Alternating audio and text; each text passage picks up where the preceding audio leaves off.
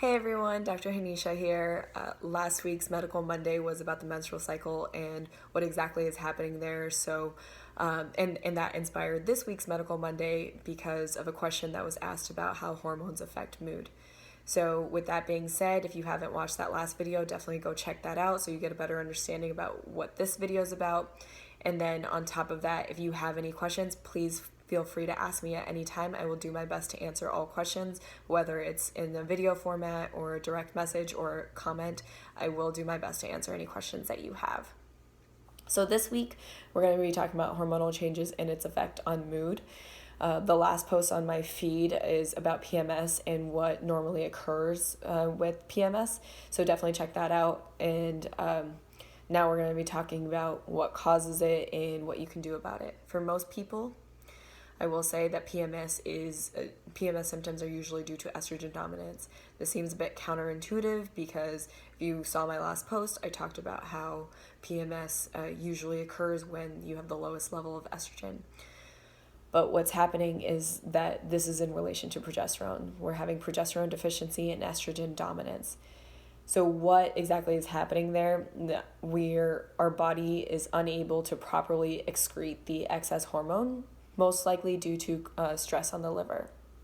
So what can we do about this?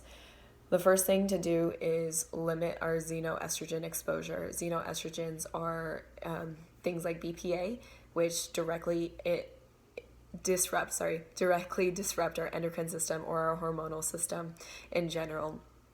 So, and I will say that more recent research has shown that BPA-free products actually may be doing the same thing, if not worse. So I personally just avoid plastic in general, try to do more glass and stainless steel.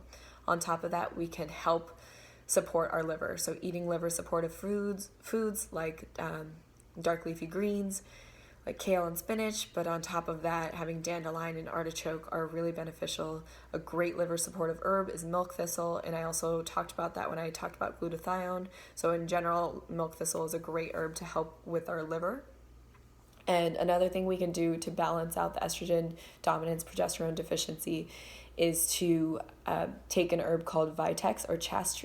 This helps to balance our hormones. It helps to increase progesterone levels in general. And another herb is fennel. I did a post on fennel, so definitely go back and check that out and how it could potentially help with menstrual cramps.